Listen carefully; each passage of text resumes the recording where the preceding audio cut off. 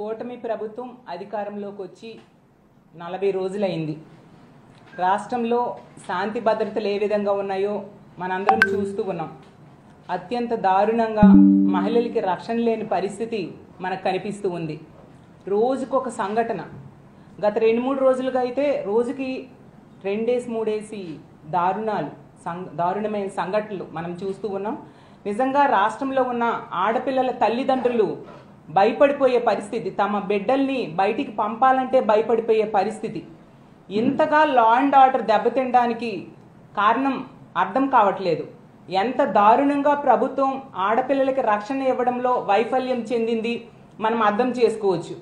అసలు నంద్యాల జిల్లాలో ముచ్చిమర్రిలో అయితే ఇన్ని రోజులు, ఇంచుమించు 12 రోజులైనా కూడా ఆ ఆడబిడ్డ మృతదేహాన్ని కనిపెట్టలేకపోయారు అంటే ప్రభుత్వం తాలూకా చేతకానితనం మనకు క్లియర్గా అర్థమవుతూ ఉంది.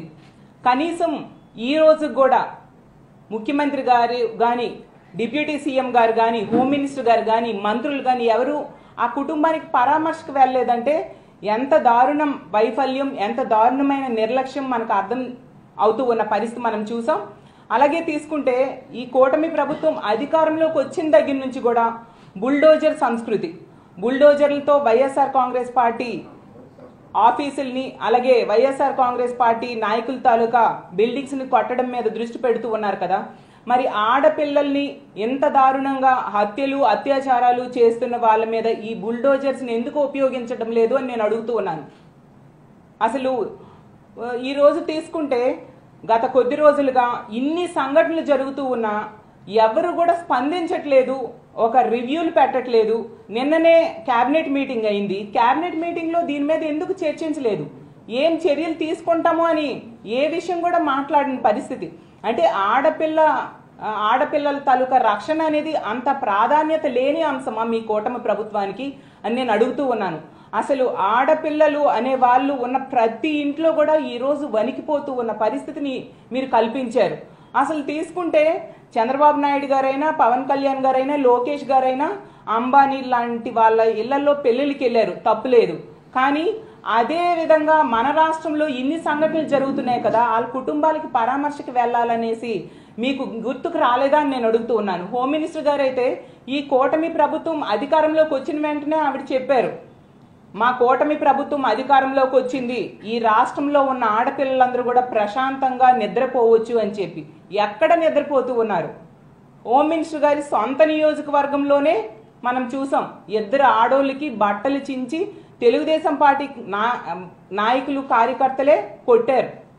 అలాగే పక్క నియోజకవర్గం, అదే జిల్లా, అనకాపల్లి జిల్లా పక్క నియోజకవర్గం రాంబిల్లి మండలంలో దర్శిని అనే అమ్మాయికి గొంతు కోసి చంపేశాడు. అసలు ఆ చంపిన సురేష్ అనే వ్యక్తి పోక్సో కేసు కింద అరెస్ట్ అయ్యి విడుదలైతే ఈ దర్శిని కుటుంబ సభ్యులు 3 సార్లు దర్శిని తాలూకా తండ్రి వెళ్ళి పోలీస్ స్టేషన్లో కంప్లైంట్ ఇచ్చాడు. ఇతను మళ్ళీ బయటకు వచ్చాడు, మా అమ్మాయిని మళ్ళీ వేధిస్తున్నాడు అంటే కనీసం అక్కడ పోలీస్ సిబ్బంది కానీ, ఎస్ఐ కానీ స్పందించిన పరిస్థితి. దాన్ని అలుసుగా తీసుకొని ఆ దుర్మార్గుడు ఇంటికి వచ్చి మరీ గొంతు కోసి చంపేశాడంటే మనం అర్థం చేసుకోవచ్చు ఎంత ఘోరంగా ఇక్కడ ప్రభుత్వం కానీ, పోలీస్ వ్యవస్థ కానీ ఉంది అనేసి. హోమ్ మినిస్టర్ గారు అయితే పక్కనే ఉన్న అనకాపల్లిలో సన్మానాలకి అటెండ్ అయ్యారు. కానీ ఇదే దర్శిని తాలూకా డెడ్ బాడీకి పోస్ట్ మార్టం పక్కనే జరుగుతున్న కుటుంబానికి పరామర్శకు వెళ్ళలేదు. అంటే ఎంత నిర్లక్ష్యంగా వీళ్ళందరూ వ్యవహరిస్తూ ఉన్నారో మనం అర్థం చేసుకోవచ్చు.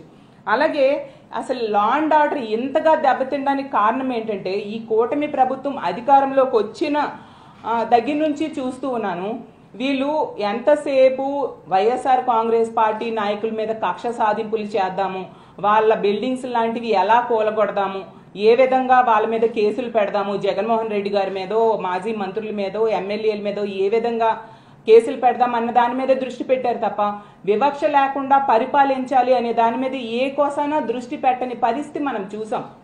Please subscribe .news.